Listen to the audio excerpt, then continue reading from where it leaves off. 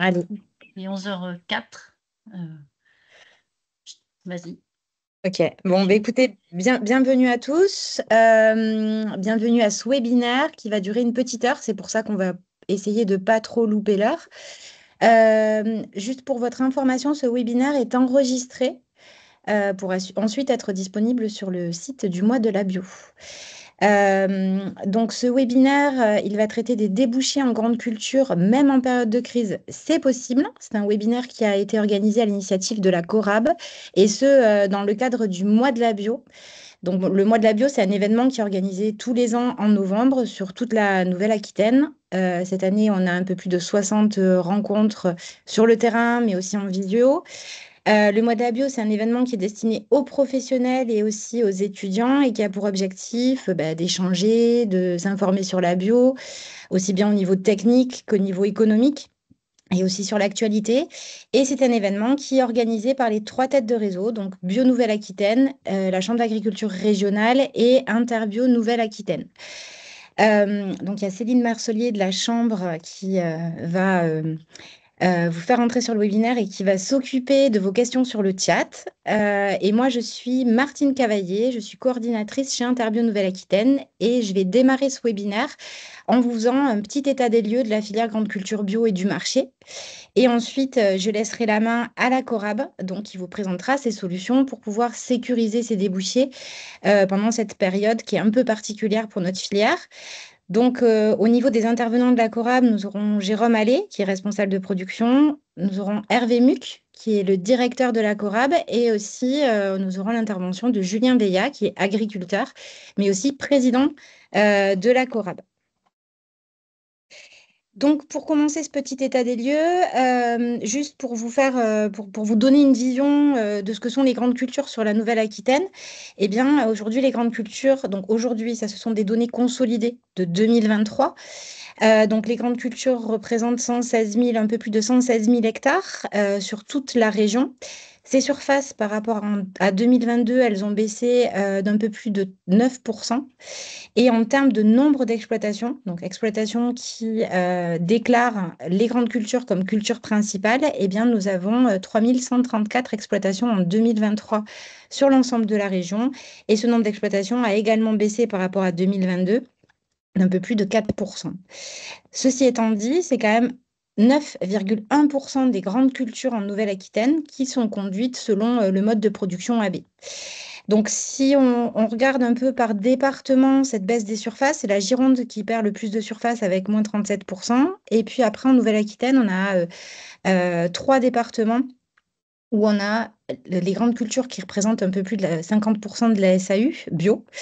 Donc, on a les Deux-Sèvres, la Vienne, le Lot-et-Garonne. Et sur ces départements-là, on a aussi des baisses de surface qui sont entre moins 15 et moins 19%. Au niveau de Laval, eh bien, la Nouvelle-Aquitaine, c'est quand même la plus grande région agricole de France et on a la chance d'avoir des opérateurs qui sont en mesure de valoriser les productions bio qui sont produites sur le territoire. Donc, on a une cinquantaine d'opérateurs collecteurs qui soient 100% bio ou mixtes. Donc, on a des coopératives, on a des négociants, on a des privés. Et on a aussi des transformateurs, donc des transformateurs de la filière animale, donc des fabricants d'aliments du bétail, mais aussi de la filière alimentation humaine avec des meuniers, des boulangers, des biscuitiers, des transformateurs, des conditionneurs et aussi des distributeurs. Alors, on va commencer par l'état des lieux au niveau de la production. Donc, pour comprendre ce qui se passe en ce moment, il faut partir du fait qu'on est arrivé à un équilibre offre-demande en 2021-2022. Et sur cette même période, on a quand même connu une décroissance du marché de la bio. Donc en 2023, on s'est retrouvé avec des surstocks, donc surtout en céréales. Et puis sur R23-24, on a quand même eu des conditions climatiques très compliquées. Et on a eu du coup la baisse des cours, la baisse des prix qui a été due d'une part par ce surstock, mais aussi qui a été due à la baisse de la demande. Du coup, on a des surfaces mises en œuvre qui ont baissé. On a eu pas mal de mises en herbe, on a eu des surfaces qui ont été mises en non-culture, on a eu des volumes qui ont été directement déclassés ou même des surfaces qui ont été déconverties. Et puis ensuite, en raison des craintes sanitaires sur ces stocks bio qu'on ne peut pas conserver très très longtemps, et aussi en raison du coût du stockage qui est quand même extrêmement élevé pour les opérateurs, eh bien, les stocks ont été en partie écoulés, donc soit à l'export, soit directement déclassés, pour conserver des stocks de soudure prévisionnels entre les deux collectes. Donc forcément, on prévoyait une baisse de volume pour 2024 à cause du coup de la baisse des surfaces qui a commencé en 2023, mais aussi à cause de la baisse de fertilisation qui a été causée par des problèmes de trésorerie chez certains producteurs. Mais par contre, on ne pouvait pas prévoir une telle baisse de rendement sur le territoire à cause des conditions climatiques qui ont été extrêmement néfastes cette année. Donc en 2024, au niveau français, sur les derniers bilans de France Agrimaire qui datent de septembre 2024, bilan consolidé, donc on prévoit moins 44% de collecte sur les quatre céréales. Donc quatre céréales, à savoir que c'est le blé, l'orge, le maïs et le triticale qu'on contrôle au niveau de France Agrimaire. Et on prévoit également moins 38% au niveau des protéagineux, donc pois févrole. Et puis, les intempéries ont quand même continué suite à ce bilan et ça a du coup continué à freiner la collecte de tournesol, de maïs et de soja. Et on a encore des grosses inquiétudes pour cette fin de collecte sur la qualité et les volumes de ces productions. Donc, du coup, les premiers bilans de collecte 2024, ils sont plutôt très mauvais en France, mais aussi ils sont très mauvais en Europe. Et cette baisse de rendement en Europe, elle va quand même nous impacter parce que même si cette baisse de volume, ça laisse présager un raffermissement des prix payés aux producteurs, étant donné cette collecte catastrophique, on pense que les stocks finaux prévisionnels pour pouvoir faire la soudure avec 2025, ils ne seront pas suffisants. Donc, on pense qu'on va devoir renouer avec l'import, puisque la France, elle est devenue euh, exportatrice il y a 2 ans. Donc, on a délaissé l'import il y a 2 ans. Et là, il va falloir récupérer les fournisseurs à l'import. Et donc, ça va être quand même compliqué, d'autant plus que, comme on l'a dit, la collecte sur les autres pays européens n'a pas été très bonne non plus. Du coup, on s'attend à ce que l'import ne se fasse pas à des prix bas. Alors, en ce qui concerne les mises en œuvre, donc au niveau des utilisations, au niveau des meuniers, au niveau des fabricants d'aliments du bétail, eh bien, ces utilisations, elles se maintiennent. On est à plus 0% pour les meuniers et à moins 1% pour les fabricants d'aliments du bétail. Donc, quand même, il faut savoir que la filière animale, qui est quand même le premier consommateur de grandes cultures, c'est une filière qui est quand même pas mal affectée aussi par les crises sanitaires, par la crise inflationniste. C'est une filière qui se porte pas très très bien et elle émet aujourd'hui des inquiétudes face aux annonces de hausse de prix. Donc c'est quelque chose sur lequel il va falloir être vigilant. Au niveau de l'alimentation humaine, en alimentation humaine, on a eu des croissances à 2 chiffres pendant de nombreuses années. Et puis, on a connu un recul du marché en 2021-2022. Ça a été dû au changement d'arbitrage des consommateurs suite au Covid, mais aussi ça a été dû à l'inflation et également au déréférencement qu'a opéré la grande distribution, donc la baisse de l'offre au niveau de la grande distribution. En 2023, on est sur une année blanche, c'est-à-dire qu'on a une croissance à 0%, et on se rend compte que tous les circuits de vente à domicile, ceux de consommation à domicile, repartent sur une hausse de chiffre d'affaires. Donc, tous les circuits repartent sur une hausse, sauf la grande distribution. Et ça, c'est important de le souligner parce que la grande distribution représente quand même 50% des parts de marché de la consommation humaine à domicile. Alors, on a des premiers chiffres pour le premier semestre 2024 et là, on note une reprise plutôt encourageante puisque cette reprise des marchés, elle est enclenchée notamment avec le réseau spécialisé bio qui observe une croissance continue sur les 6 premiers mois de l'année et même sur les premières données qu'on a en septembre. Et on est à plus 7,2% de chiffre d'affaires sur ce réseau-là. Donc c'est encourageant aussi parce que l'inflation a énormément baissé. On était à plus 2% sur le premier semestre, on est à plus 1% sur le mois de septembre. Donc ça veut dire que non seulement le chiffre d'affaires augmente, mais aussi les volumes distribués augmentent. Donc on a aussi une reprise encourageante au niveau de la vente directe à plus 3%. Et voilà, on a cette dynamique positive qui se poursuit et on a une croissance un peu moins négative aussi au niveau de la GMS, mais on n'est pas encore sur des chiffres positifs aujourd'hui. Donc, bien que les chiffres du marché du réseau spécialisé sur ce premier semestre ils soient très encourageants, hein, on ne note pas encore au niveau des maillons plus à l'amont l'effet de cette reprise. Parce qu'en fait, la reprise du circuit spécialisé, pour le moment, elle compense en fait les baisses qu'on avait enregistrées au niveau de la GMS. Mais voilà, il faut rester positif parce qu'on a cette poursuite de la dynamique sur les réseaux spécialisés bio qui continue d'être observée. On a aussi la poursuite de la croissance des ventes en vente directe et on a aussi le réseau hors domicile qui se porte assez bien. Et là, sur ce début de deuxième semestre, on a aussi l'annonce de certaines enseignes de grande distribution qui disent reprendre les référencements en bio. Donc, tous ces faits conjugués, eh bien, ça peut permettre d'amorcer une vraie reprise globale qui pourrait, là, à ce moment-là, impacter positivement l'ensemble de la filière bio. Donc, pour conclure sur cette petite intervention et sur cette introduction, le message qu'on voulait vous faire passer, c'est que certains marchés restent en demande. On a cette reprise des marchés qui est initiée par le réseau spécialisé qui pourrait être bel et bien durable. Donc, dans ce contexte, il est vraiment indispensable, il est vraiment important d'engager ces volumes parce que la baisse de la collecte, elle pousse les opérateurs à se tourner vers de l'import. Donc, il ne faut pas retenir ces volumes. Il faut vraiment les faire connaître, même si on attend une hausse de prix, parce que finalement, ça pourrait être contre-productif, puisque les opérateurs se couvriraient vers l'import. Donc, l'idée, c'est vraiment d'engager ces volumes le plus tôt possible pour réguler les marchés. Et quoi qu'il arrive, la contractualisation, elle permet de toute façon de sécuriser ces débouchés et de garantir des approvisionnements pour l'ensemble de la filière jusqu'au consommateur. Voilà pour cette introduction. On va peut-être laisser les questions à la fin si vous en avez. Je vais laisser la main du coup à la Corab pour nous présenter ses solutions sur les débouchés qu'on peut mettre en œuvre même en période de crise. Merci Martine. Bonjour à tous. Je suis Jérôme Allais, je suis responsable du pôle technique de la coopérative. Donc, je vais présenter la coopérative dans son fonctionnement. Je laisserai ensuite la main à Hervé Muc, notre directeur, qui fera un point sur les marchés et sur la résilience de la Corab dans une période de crise. Et ensuite, on laissera aussi la main à Julien Veillat, notre président et producteur, qui parlera de son choix de coopérative, de pourquoi la Corab est importante pour lui en tant que producteur.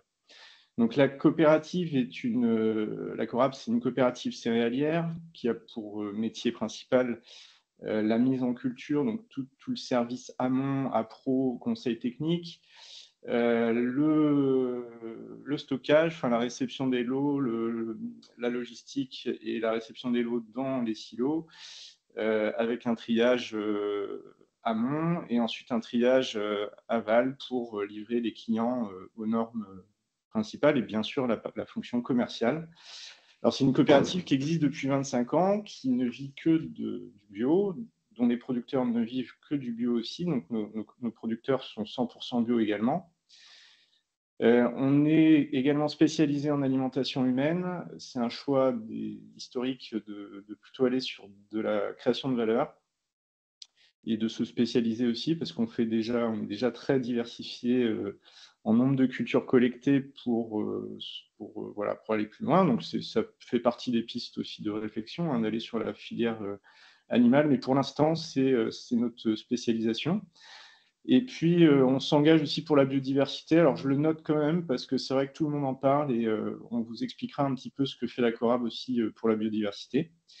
Et puis, donc, on est constitué de 140 apporteurs adhérents et puis de quelques tiers non adhérents également qui sont engagés avec la coopérative et qui sont engagés en apport total puisque la coopérative est sur ce mode de fonctionnement puisque les administrateurs considèrent la coopérative comme un prolongement économique de leur ferme et donc une délégation de la fonction de stockage, de commercialisation, de triage, etc. Donc vraiment une coopérative au sens mutualisation de moyens pour accéder au marché. On est local, donc on est sur 5 régions sur six départements, pardon. Donc, on est principalement basé sur le 17 avec notre silo principal à Saint-Jean-d'Angély, mais on collecte le 79, le 86, 87 et 24 en limitrophe, et également le 16. Voilà. Et on est une coopérative engagée puisqu'on est labellisé bioéquitable en France. Et puis, donc, on planifie toutes nos productions en fonction de besoins du marché et en fonction de prix et de coûts de production. Tu peux passer. Donc, la Corab s'est créée en 1998. En 2002, elle fait l'acquisition d'un site à Migny-Auxances, près de Poitiers, qui devient en 2007 une station de triage, donc, dans laquelle on est en capacité de faire du grain trié à 0,01% d'impureté. Voilà, donc l'historique de départ de la Corab, ce sont des producteurs qui s'unissent pour accéder au marché et qui sont accompagnés aussi de clients partenaires tels que Biocoop. Et donc l'histoire se construit sur une base de planification, de contractualisation, puisqu'il n'est pas question de mettre en culture ce qu'on ne sait pas commercialiser. Donc c'est un petit peu l'ADN de la Corab de fonctionner de cette façon-là. En 2011, elle fait l'acquisition donc, avec d'autres partenaires de Silo Bio-Ouest, qui est une SICA. Voilà. En 2015, elle devient également actionnaire majoritaire d'Alisa, qui est une usine de transformation de grains sans gluten. Alors, c'est pas marqué dedans, mais en 2018, on se lance dans la multiplication de semences avec un partenaire Terre Atlantique pour devenir plus autonome et plus maître de notre capacité à mettre en culture. Et donc, on fait la multiplication de semences, donc tout ce qui est autogame. En 2020, on rentre dans la labellisation équitable avec Biopartenaire et Bioéquitable France. Et puis en 2022, on vient de sortir de la phase d'une extension de silo Bio-Ouest à Saint-Jean-d'Angély et une restructuration de la chaîne de triage à Migny-Auxances. Donc voilà, c'est le territoire de la Corab. On est sur une zone assez vaste. 60% de notre collecte est sur le nord 17. Et après, pour les zones plus éloignées, on a des solutions logistiques qui sont plutôt basées sur la reprise de stock tampons dans les fermes. Mais il n'y a pas de stock. Tout le stockage est mutualisé. Hein. Tous les producteurs adhérents livrent la coopérative. Et donc, ça, c'est un gage de fiabilité par rapport à nos clients, parce qu'on maîtrise les volumes collectés, la qualité collectée. Et voilà, ce qui n'est pas toujours facile à gérer quand il y a du stockage en ferme sur du long terme. Le stockage tampon dont je parle, c'est juste pour la collecte. Hein. Ça dure au maximum 3 jours. On reprend le volume collecté et on rapatrie ça en camion. Donc, on a 3 sites, on a 2 sites principaux, Migny-Auxances qui a 3800 tonnes de capacité de stockage, 2 chaînes de triage, de l'ensachage, mise sous CO2. On a de quoi travailler le grain pour du triage à 0,01% d'impureté, donc ce qui permet d'avoir des légumineuses, des lentilles, etc., triées aux normes attendues par nos clients. Et sur Saint-Jean, on est sur un silo plus classique, 10 000 tonnes, avec quand même une grosse diversité de cellules. On a quasiment 40 cellules de stockage différentes, qui est bien adapté au bio, et dans lequel on fait du triage, donc SLM, donc on est à 1 à 2% d'impureté, plus pour des clients meuneries, huileries, etc. Et on a notre fonction APRO et notre siège également sur Saint-Jean-d'Angély. Et sur Aigrefeuille, on a une plateforme de collecte avec une coopérative qui nous fait une prestation. On peut passer. Donc, on a un assaisonnement très diversifié. C'est ce qui nous permet au pôle technique de répondre à des enjeux techniques. Mais on travaille avec les agriculteurs sur le technico-économique, c'est qu'on travaille donc sur la partie marge. C'est un aspect très très important d'être sur le technique, donc sur l'agronomie, la rotation, le salissement, etc., les capacités techniques des producteurs, mais aussi de faire le lien avec à la fois la capacité des producteurs à prendre des risques, puisqu'on a des cultures qui sont plus ou moins risquées, qui coûtent plus ou moins cher à l'implantation, ou qui rapportent plus ou moins. Donc, en fonction des capacités techniques de l'agronomie et des capacités financières, on adapte les assolements au sein de toutes nos fermes, avec tous nos paysans. Et on adapte bien évidemment aussi aux besoins du marché, puisque tout ce qui est mis en production, toutes nos cultures sont engagées commercialement en aval. Donc ça, c'est un point très très important, et ça représente une grosse partie du travail du pôle technique, et puis de la fonction commerce, bien sûr, de la Corab. On peut passer. Voilà, donc la planification, c'est pas quelque chose qui se grave dans le marbre 18 mois à l'avance. C'est une discussion, on n'impose rien au producteur, c'est au choix du producteur avant tout. Et ça demande toute une organisation qui intègre à la fois l'information au producteur, le lien avec le commerce, le lien avec l'appro. Et donc, c'est notre métier. Voilà. On fait ça, c'est le lieu. Oui, tu peux passer. La collecte, donc on a deux modes de livraison. La livraison directe, je crois que plus de la moitié de notre volume est livré directement dans nos silos à Saint-Jean, Aigrefeuille ou Poitiers. Aigrefeuille, c'est la plateforme avec laquelle on a une rotation de bennes pendant la collecte. Et puis l'autre moitié se fait en reprise de stockage tampon, soit des dalles béton, des boisseaux ou dans des bennes, qui sont reprises ensuite dans des camions et transportées jusqu'à nos sites de collecte. On a un peu de service Ben bout de champ pour des grains à forte valeur ajoutée ou des grains techniques qui ont des besoins spécifiques. La moutarde, la chia, qui doit être ventilée, séchée très rapidement après la collecte, et le haricot également. Et dans notre mode de fonctionnement, les cultures sont payées en 3 fois pour le bio, 60% à la collecte et ensuite 2 fois 20% pendant l'année, et en 2 fois pour le C2. Alors je tiens à rajouter que pour le C2, Alisa, qui est une filiale de la Corab, reverse une partie de son chiffre d'affaires pour permettre d'augmenter le prix de valorisation du C2, ce qui permet, quand il y a des conversions, d'accompagner les producteurs en conversion par une action de la Corab et de ses partenaires. On peut passer. Donc voilà, là je vais peut-être passer rapidement. Saint-Jean-d'Angély, c'est un site sur lequel on est sur du 2% d'impureté. Et Mini-Auxence, on a 2 chaînes de triage qui permettent d'aller sur du 0,01% d'impureté, donc ce qui permet de ne pas se casser les dents quand on mange une lentille. Ça demande beaucoup de technicité et voilà, c'est un savoir-faire qui est apprécié par nos clients et qui est un gage aussi de pérennité, hein, et dans le temps, c'est d'être en capacité de faire la qualité. On peut passer. Donc, il y a à peu près un tiers de nos grains qui passent en triage 0,01% d'impureté et 2 tiers plutôt en vrac. Alors, parlons collecte. Bon, on est plutôt sur des collectes de 6-7 000 tonnes.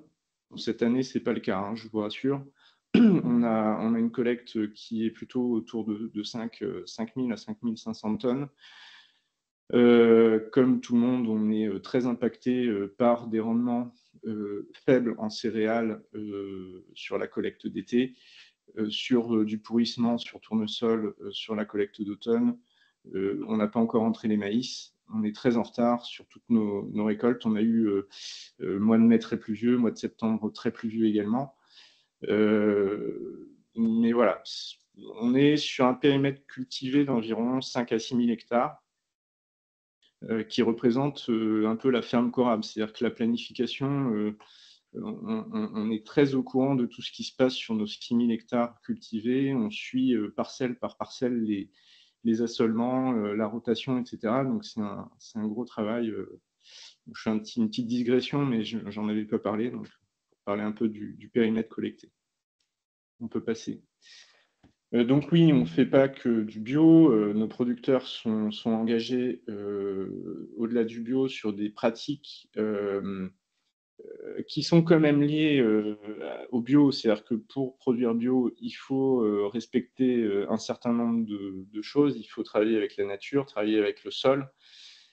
Et donc, on est très engagé là-dessus. Il faut quand même le préciser, comme beaucoup de producteurs en bio et qui n'en parlent pas toujours.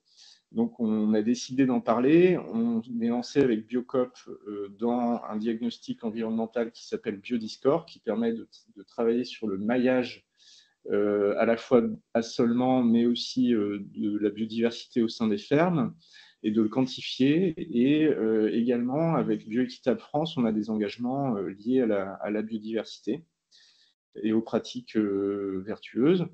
Alors, par exemple, je vais commencer par la rotation. On a des rotations en moyenne de 8 ans. Le labour, c'est pas automatique. On laboure, il y a 50% de nos producteurs qui labourent moins d'une fois tous les 3 ans. Et bon, c'est pas une pratique qu'on encourage à chaque fois, mais qui peut quand même être nécessaire. Mais on est plutôt sur des labours agronomiques, hein, plutôt superficiels. Donc voilà, tout un tas de pratiques qui permettent de travailler le sol, parce qu'on est quand même sur une nécessité de travail du sol. Et puis on doit s'adapter à des conditions très diversifiées. Hein.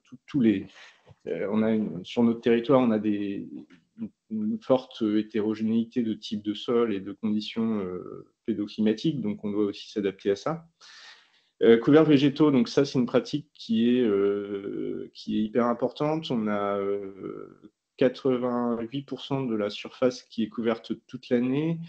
Ça c'est un résultat de Biodiscore, mais en gros on favorise vraiment les intercultures et les couverts sur du long terme dans des stratégies de fertilité des sols, hein, et aussi de maîtrise des adventices. Et ça contribue à la fois à maintenir une vie du sol importante grâce à la rhizosphère et également pour le reste de la biodiversité.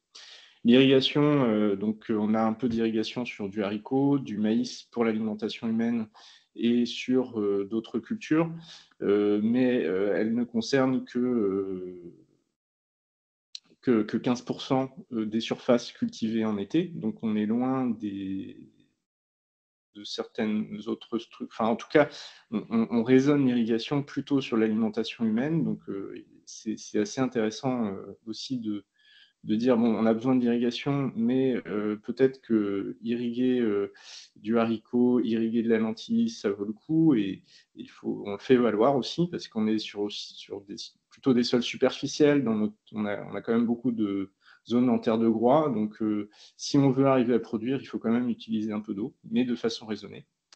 On utilise des variétés de population, donc 10% de la collecte est concernée par des variétés de blé population et d'engrain, et un paysan sur 2 également est concerné par ça. On a 25% de surface en légumineuses, 35% si on compte les intercultures. On est engagé dans une démarche carbone qu'on a fait au niveau de la COP, mais qu'on souhaite poursuivre au niveau des producteurs, de nos paysans. Et puis, en termes d'infrastructures agroécologiques, on a 2 producteurs sur 10 qui font de l'agroforesterie, 7 sur 14 ont des prairies, et en moyenne, on a 35 mètres de haies par hectare.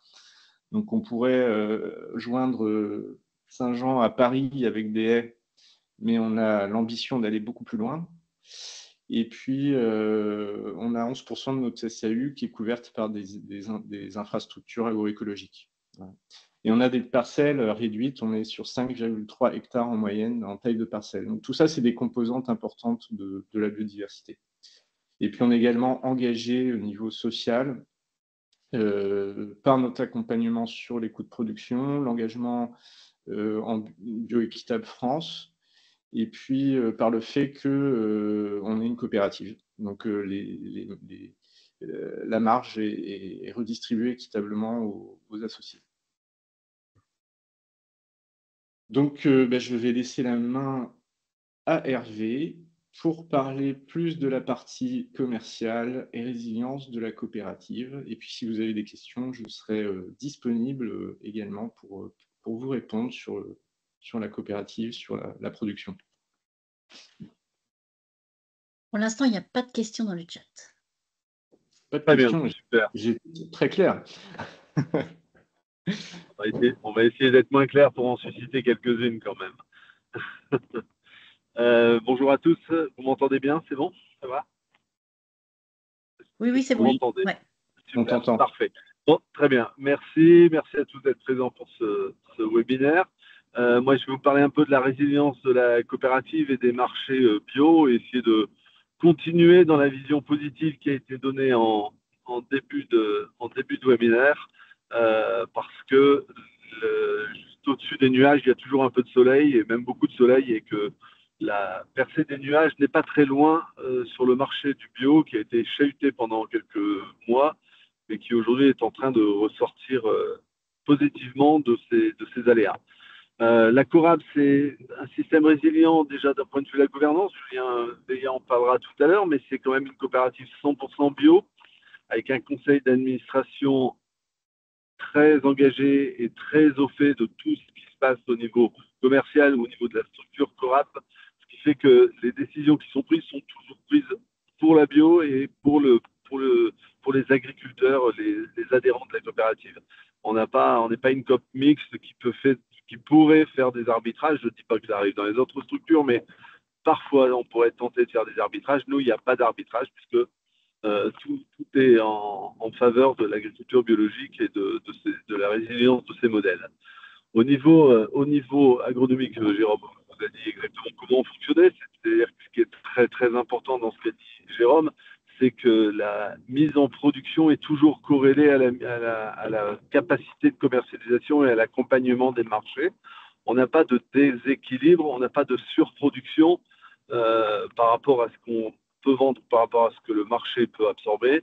Et on évite d'avoir des sous-productions pour coller au marché, sachant que pour la Corab, le marché est un marché essentiellement basé sur du partenariat à long terme, soit sur des contrats triennaux, soit sur des contrats annuels, mais avec des partenaires fidèles avec lesquels la Corab travaille depuis de nombreuses années et qui sont tous des partenaires très engagés dans le mouvement biologique.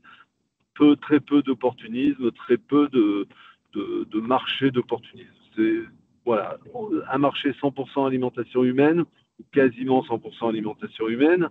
L'intérêt de ça, c'est qu'effectivement, on est plutôt présent dans les réseaux spécialisés, on est très impliqué avec Biocoop, les sociétaires de Biocoop d'ailleurs, et Biocoop est très impliqué dans la Corab, et dans d'autres structures, mais dans la Corab, puisqu'ils sont présents au capital de notre outil de stockage et dans notre outil de travail des grains sans gluten à l'ISA, dont Jérôme vous a parlé. Donc c'est vraiment une façon de travailler très résiliente qui permet, bien évidemment, comme tous les copains, d'avoir subi cette crise du bio, mais d'être plutôt dans un système d'amortisseur des effets pour les agriculteurs. Voilà, avec un fort potentiel d'investissement qui a été mis en place ces dernières années, qui aujourd'hui est un outil qui est indispensable, lourd à financer dans une période de crise, mais indispensable dans une vision à long terme des marchés. Donc voilà, donc ça c'est hyper important. Un des points que je qualifie de capital, c'est que on est vraiment dans un fort partenariat. Je vais vous donner juste un exemple. Cette année, on est en discussion forcément commerciale en ce moment. Bien sûr qu'on pourrait tenter de faire flamber les prix. Après, la question est toujours la même, vu qu'on est une coopérative 100% bio. C'est est-ce qu'on fait vraiment flamber les prix au risque de retrouver des consommateurs qui nous disent le bio est cher, donc on se détache du bio, et au risque de dire à nos collègues adhérents, nous on n'a pas d'adhérents éleveurs, enfin on a quand même des éleveurs, mais on ne travaille pas sur l'élevage, c'est de se dire, ok, si on ne fait augmenter les prix, je vais prendre l'exemple du tournesol, si on fait augmenter les prix du tournesol de façon trop forte, on risque simplement de déséquilibrer de nouveau le marché de l'huile et d'avoir un coût de tourteau bien plus élevé pour les producteurs, pour les éleveurs. Donc l'idée, c'était vraiment d'accompagner, et c'est ça la force de la Corab, c'est qu'on accompagne le marché dans ses hausses, nos clients nous permettent aussi d'accompagner.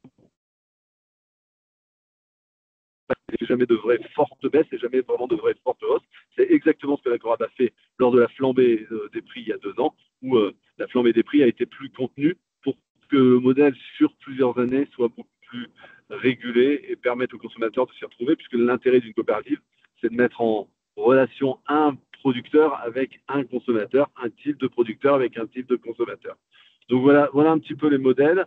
On travaille, vous avez sur la diapo pas mal de clients avec lesquels on travaille. On ne fait quasiment pas, c'est très rare qu'on fasse des one-shots. On a vraiment un partenariat long terme et c'est vraiment une discussion. J'étais la semaine dernière avec un meunier qui expliquait, avec lequel on travaille depuis très longtemps, et qui expliquait qu'effectivement, le prix du blé dans la farine et dans le pain est vraiment faible, et donc du coup on essaye toujours d'accompagner le marché pour une meilleure rémunération du producteur. Donc voilà, après effectivement c'est de se mettre en phase avec le marché, mais sans donner de gros coups de frein ou de gros coups d'accélérateur qui de toute façon perturbent toujours les marchés et perturbent surtout le consommateur qui, on l'a vu ces dernières années, a eu une tendance à perdre confiance.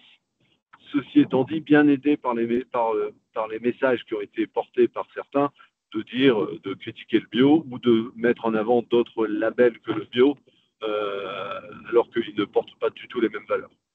Donc voilà un petit peu le modèle de la Corab. On a, vous voyez, un des partenaires avec lesquels on fait cette farine d'ailleurs.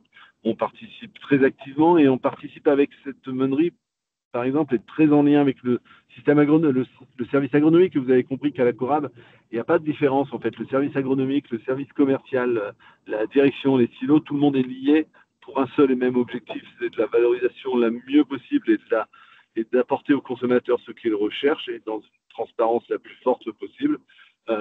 Et donc on a ces développements de marché avec ce client-là, sur lesquels on développe avec son appui le travail des blés anciens, de différents types de blés, de différents types d'engrains, de dépotes. Enfin, on a beaucoup de variabilité au niveau des types de marché, et le partenariat nous permet justement de tester des nouvelles solutions pour le bien de l'agriculture et du consommateur.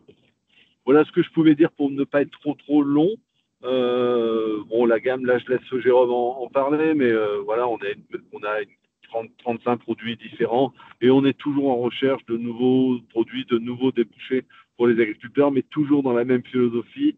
Il faut qu'il y ait un rendement hectare et un résultat hectare intéressant pour le producteur, et 2, il faut qu'il y ait un marché en face. Donc c'est vraiment l'ADN de la Corab, c'est vraiment de mettre en lien le producteur avec le marché.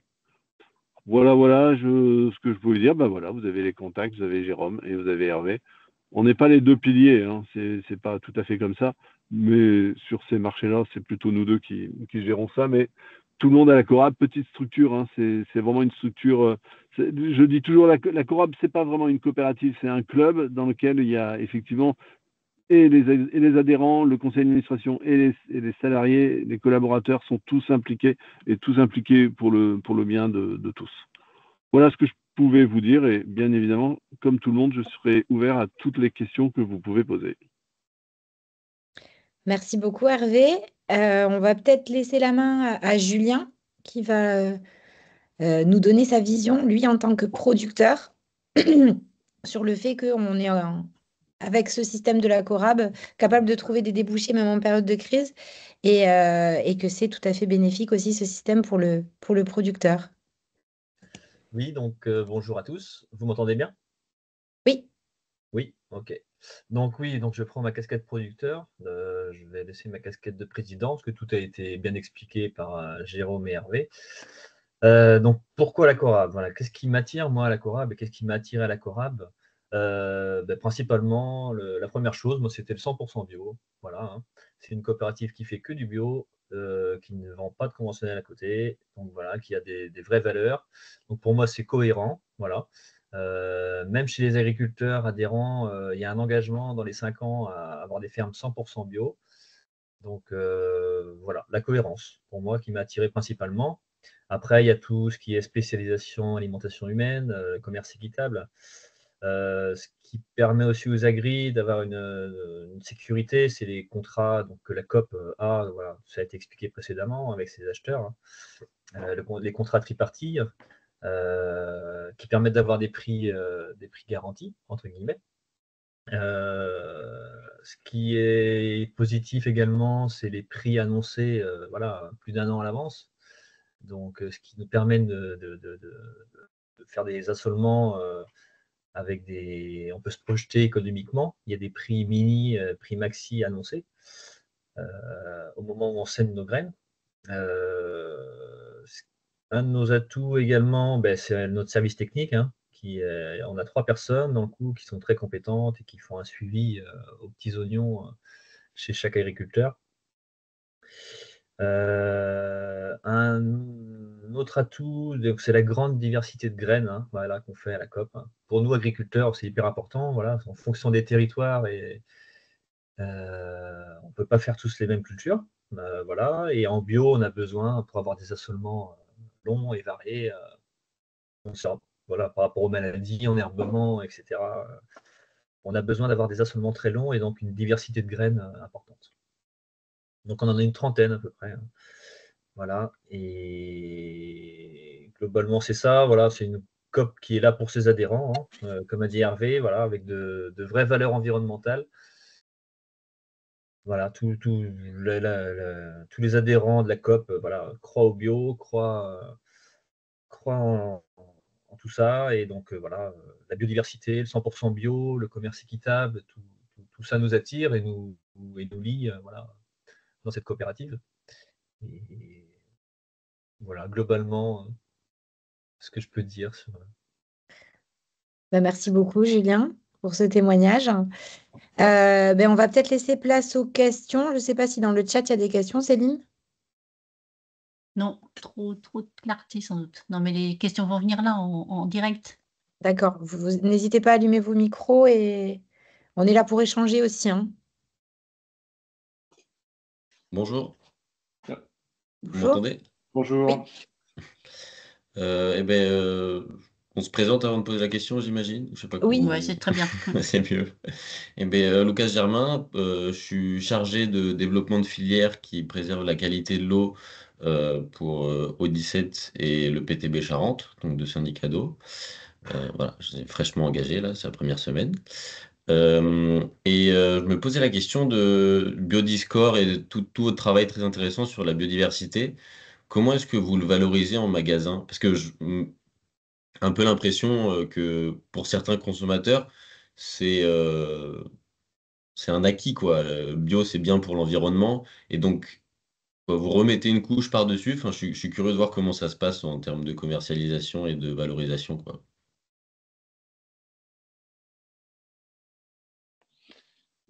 Je te laisse la parole, Hervé, ou tu veux que je réponde? On a perdu Hervé. Alors, Non, je suis là. Vous Ah. m'avez retrouvé, je suis là. Non, mais je pense que tu peux répondre sur la partie Biodiscord et je reparlerai sur la partie valorisation. Ok. Juste un mot sur la valorisation. Après, je te laisse parler de Biodiscord. L'idée de ce truc-là, ce serait sans doute à terme de pouvoir beaucoup plus valoriser les impacts positifs du bio sur l'environnement, la santé, enfin tout le périmètre sociétal, plus que le prix du produit. Je pense que ce serait l'objectif final serait celui-là. Mais c'est très philosophique. Alors, Je laisse Jérôme en parler et après je répète s'il y a besoin. Donc, merci pour la question, merci Hervé pour les explications. Le Biodiscord, donc c'est une démarche qu'on engage avec notre partenaire qui s'appelle Biocop, qui a financé le développement de cet outil, qui nous accompagne également dans pas mal de thématiques et qui nous permet aussi de nous challenger sur certains aspects. Et ça répond à des enjeux dans la COP déjà fondamentaux d'essayer de faire valoir ce qu'on fait déjà. Et comme l'a dit Hervé, au-delà d'une valorisation produit-magasin, il y a une volonté des acteurs économiques aujourd'hui de parler de l'agriculture biologique dans ses atouts pluridimensionnels, que sont la santé, l'environnement, et de plus insister sur la question de l'environnement parce qu'on est aujourd'hui dans une situation où on est quand même concurrencé par des labels qui sont quand même plutôt du monde conventionnel et sur lesquels il ne faut pas qu'on s'endorme de trop. C'est-à-dire qu'il faut qu'on soit aussi en capacité de dire attendez, on est là et le bio répond à ces enjeux. Et donc, on a besoin de faire savoir, je pense, ce qu'on fait déjà. Là où on est quelque part en position, on va dire, confortable, c'est que en bio, on ne peut pas tellement tricher avec la nature. C'est-à-dire qu'on a vraiment. Ça ne nous demande pas énormément d'efforts de parler d'agriculture régénérative, puisqu'on coche déjà 95% des cases de l'agriculture régénérative. Mais il faut quand même le faire savoir. Et puis, bon, parfois, on se remet aussi en question. Sur le travail du sol notamment. Et il faut aussi savoir évoluer dans ce contexte-là. Donc, c'est plus une démarche de fond qu'une démarche réellement de valorisation. Aujourd'hui, la Corab, Lucas, elle est quand même très engagée. Les produits sont déjà vendus à des prix qui sont importants. Le consommateur, nos marchés sont quand même plutôt des marchés du réseau spécialisé bio. Et donc, on ne peut pas forcément, c'est pas forcément notre recherche d'aller chercher encore plus de valorisation de prix, mais c'est de continuer d'exister et c'est de continuer et de faire valoir la filière bio. Je ne sais pas si j'ai répondu comme il fallait, hein, Hervé, tu es d'accord avec ce que j'ai dit? Je suis d'accord avec ce que tu as dit, il n'y a pas de répondre comme il fallait. C'est effectivement notre philosophie et je pense que l'idée, c'est pas, pour moi, c'est pas tant de dire ce que les autres font c'est moins bien ou c'est mieux. C'est vraiment de défendre les externalités positives du bio et des ardents défenseurs d'un modèle sociétal du bio. Le bio, ça n'est pas juste je ne mets pas de produits phyto, je ne mets pas d'engrais chimiques. C'est vraiment une vision de la société sur le bien manger, sur la bonne santé, sur plein d'externalités qui sont fondamentales dans une certaine vision de la société. Ok, merci. Après cette question de biodiversité, il y a une question un peu plus technique dans les conversations là, c'est savoir comment la Corab gère la problématique Datura, si elle fait des analyses ou elle passe par drone. Alors, je vais répondre. Alors, donc, la première réponse, c'est la rotation. On évite de mettre en culture du sarrasin et autres cultures d'été sur des zones infestées de datura. On essaye justement de plutôt être sur des cultures d'hiver quand c'est possible pour déstocker s'il y en a. Donc ça, c'est du suivi technique, c'est de la connaissance des parcelles, c'est de la connaissance terrain, c'est de la discussion avec les agriculteurs. C'est le travail du pôle technique. Et c'est en ça que le pôle technique n'est pas uniquement un pôle de conseil aux agriculteurs, mais aussi un pôle qui fait le lien avec tous les organes dont a parlé Hervé, qui sont le silo et le commerce. Donc, premier point, le choix des parcelles pour l'assolement. Et c'est l'avantage d'être une coopérative parce qu'on peut répondre aux besoins des clients sur pas seulement une seule ferme, mais sur un ensemble de fermes. Deuxième point, quand il y a on peut avoir des risques, on peut aussi prendre des risques. On fait passer des drones dans les parcelles où il y a des risques datura. Donc on a le service drone, et ensuite on a l'arpentage qui est quand même important quand on pressent qu'il y a des problématiques. Rien ne remplace l'arpentage parce qu'on peut avoir des datura cachés sous la couverture végétale qui ne sont pas forcément vus par les drones, donc il faut être assez intelligent aussi. Je pense qu'il y a l'information aux producteurs aussi, la formation des producteurs. Quand tu bats ton millet et que tu as du datura à 15 cm au-dessus du sol avec des bogues formés, c'est quand même mieux quand le producteur nous le dit. Et je pense qu'on a des adhérents qui sont conscients des enjeux de la coopérative et qui sont conscients que la coopérative n'est pas uniquement je livre à la coop et puis ensuite c'est fini, mais que c'est leur coopérative. Donc ils ont tout intérêt à jouer le jeu et donc à nous prévenir s'il y a du datura. Et en dernier recours, bon, il y a le silo, donc une vigilance sur les grains qui sont à risque, de regarder dans les impuretés, parce qu'on fait des analyses à réception des lots, de regarder quand il y a des impuretés, s'il y a des graines de datura dans ce qui arrive, mais ça, c'est pas suffisant. Tout le reste est nécessaire, c'est tout l'ensemble des actions qui est nécessaire. Et quand on a des suspicions ou des risques, on met en cellule hôpital, c'est-à-dire qu'on isole le lot, on fait une analyse et on essaye de savoir s'il y a une contamination. Voilà, voilà tout ce qu'on met en place et qui fait qu'on n'a aujourd'hui aucun retour sur des déclenchements sur alcaloïdes auprès de nos clients. Mais bon, c'est difficile, hein, je ne vais pas dire que c'est simple.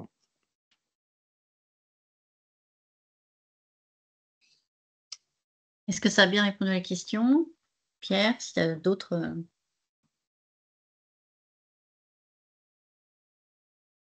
Pas d'autres questions dans le chat. J'en profite, je prends un peu la parole, parce qu'on ne l'a pas dit, on cherche pas loin de 2000 hectares de plus aujourd'hui dans la coopérative. Donc on a des marchés sur du réseau, sur des réseaux de partenaires commerciaux qui sont plutôt engagés en bio. On a des besoins de valorisation. Alors il faut quand même le noter. Et donc on est prêt à accueillir de nouveaux producteurs bio qui souhaitent s'engager dans une dynamique de filière, d'engagement qui va un petit peu plus loin qu'uniquement produire. Alors il y a une question, oui. Oui, Marc. Oui, bonjour à tous. Marc Prudon pour le CER France Poitou-Charentes. Je suis là en tant que référent bio pour la cellule veille économique au sein de l'entreprise.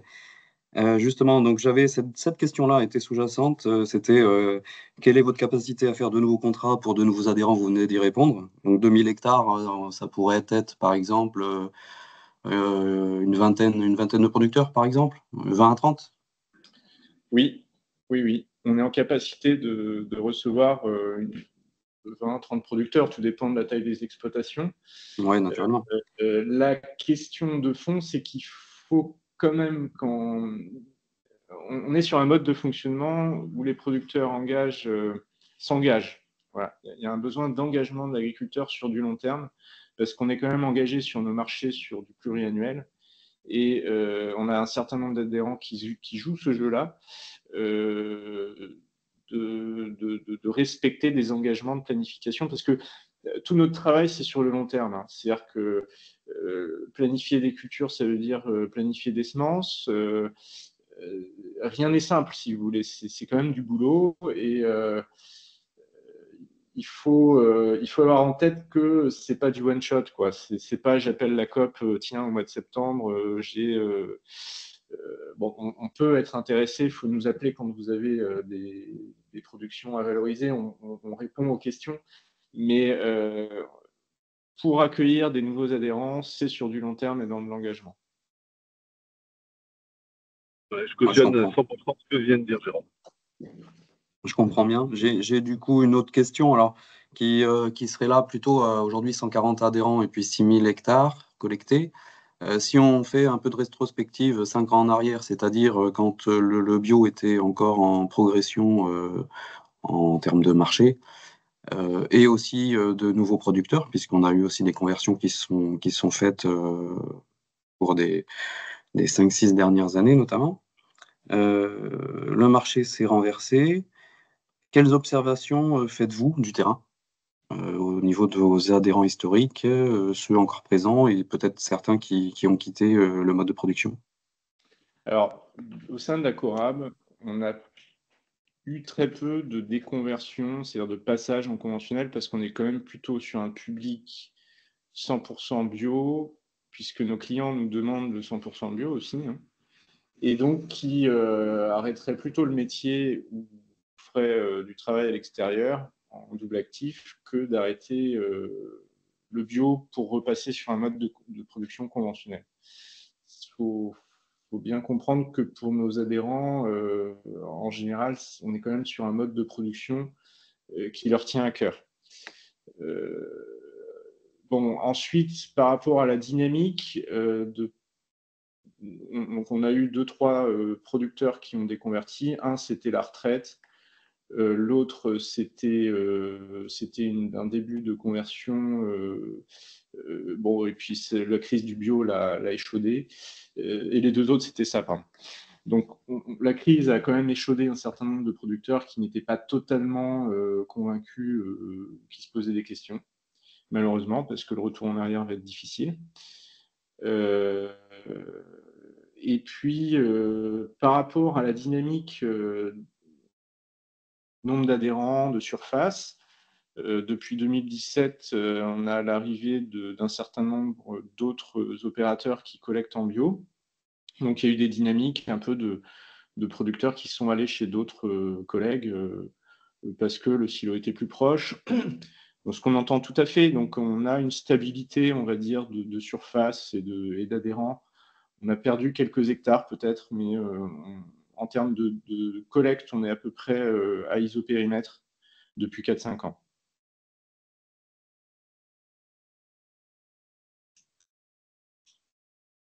Donc après, tant que je garde la main, je me dis, vous savez, il y a certains producteurs qui travaillent avec vous. J'imagine faut être autonome, il faut être acteur sur son exploitation. À l'inverse de ceux qui feraient appel à de l'ETA, par exemple, qui externaliseraient une grande partie des travaux, euh, parce qu'il y a des cultures qui sortent un peu du quotidien, du lot, hein, dans ce que vous proposez dans les rotations. Donc, je pense qu'il y a une certaine maîtrise technique à avoir de la part de l'exploitant, et notamment en termes de maîtrise technique proprement dit, mais aussi capacité à intervenir au juste moment, etc. Et ce qui peut exclure le recours à l'entrepreneur Terrafaçon à 100%, par exemple. Oui, alors on a quand même un certain nombre d'adhérents qui font recours à l'ETA. Ce que vous dites est très juste. En bio, il faut être bon techniquement. Et il faut avoir une certaine maîtrise technique. Bon, il y a quand même des ETA aujourd'hui qui se lancent. Nous, on accompagne les ETA, hein. C'est-à-dire que mes collègues vont faire des réunions avec les entreprises, hein. Il n'y a pas de souci là-dessus. Certains ETA sont ouverts et s'intéressent. D'autres, c'est pas le cas. C'est très. En fait, on doit vraiment s'adapter à chaque situation. Moi, je trouve qu'il n'y a pas une situation qui est pareille. On a des petits agriculteurs qui font recours à des ETA qui sont super et avec lesquels ça se passe très bien. Enfin, il n'y a pas de. Il n'y a pas de schéma type, je trouve, où ça bloque. Ce qui bloque, c'est effectivement quand même quand il y a une mauvaise maîtrise de sa capacité à intervenir au bon moment en termes de semis, de désherbage mécanique et de récolte. Nous, on va quand même s'adapter à ça dans le conseil qu'on fait à l'adhérent. On va peut-être pas faire des cultures très techniques chez des gens qui n'ont pas l'équipement qu'il faut. Mais on a la capacité aussi de faire des rotations plus simples pour des gens qui sont à l'ETA. Mais c'est sûr que c'est une pénalité dans le potentiel économique pour l'exploitation, c'est sûr que c'est pas forcément. Voilà, ça peut être un peu un frein, c'est vrai.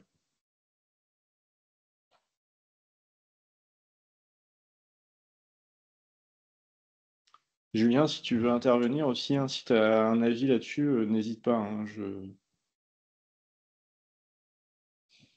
Non, rien de plus à dire là-dessus. Hein. Les ATA, c'est comme les agriculteurs, hein. Il y en a qui sont efficaces et d'autres non. Hein. Et non, je sais pas.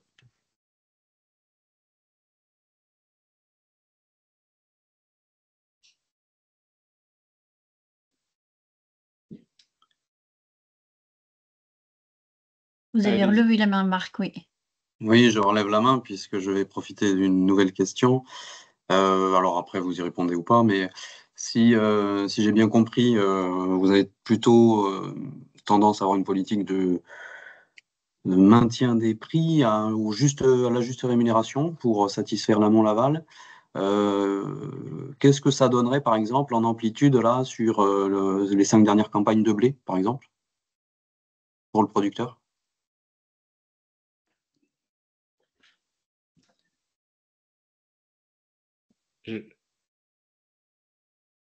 Hervé, je peux te laisser la main sur la partie plus Oui.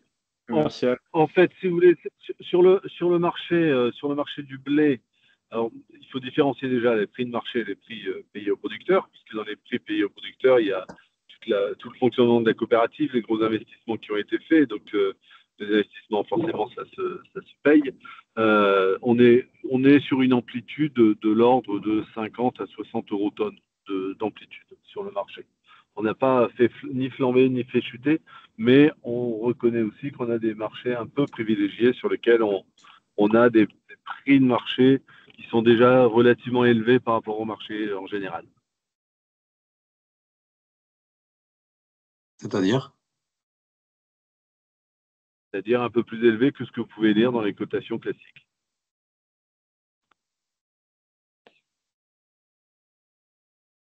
Après, moi, enfin, vous voyez, d'un point de vue Serre France, hein, donc centre de comptabilité, c'est vrai que c'est intéressant pour l'exploitant de piloter aussi économiquement sa structure avec des prix annoncés à l'avance, etc. Enfin, clairement, Là, hein. comme outil de pilotage, c'est essentiel aujourd'hui, et notamment dans une filière qui a subi une crise importante, quoi.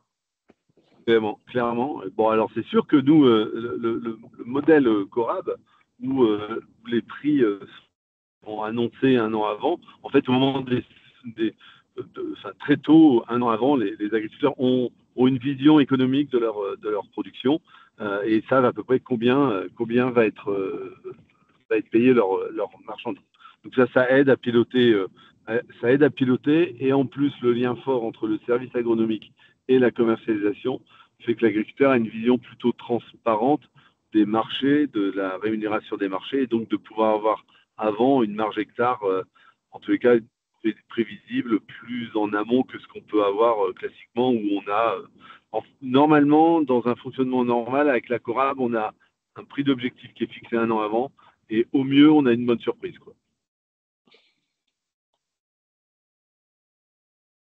Mais sinon, normalement, les prix annoncés un an avant permettent à l'agriculteur de piloter et pouvoir plus si les marchés sont encore plus porteurs ou si les volumes sont plus porteurs, puisqu'on est quand même, comme tout le monde, sur des écrasements de charges fixes. Donc, c'est sûr que si vous avez 20% de rendement en plus, vous écrasez vos charges fixes et donc ça aide aussi à la rémunération de l'agriculteur. Merci.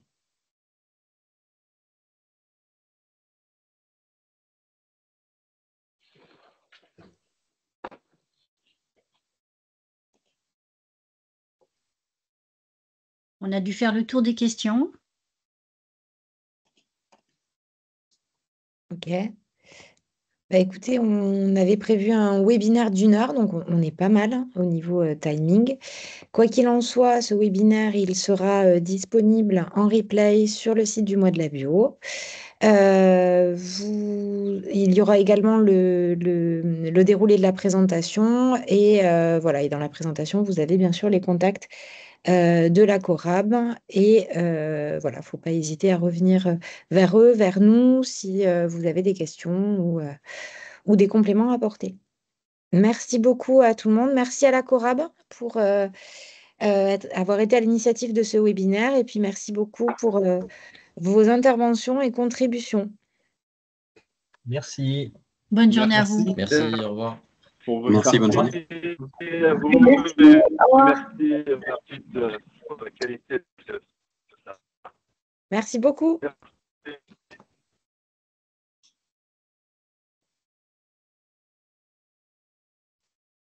Au revoir. Au revoir.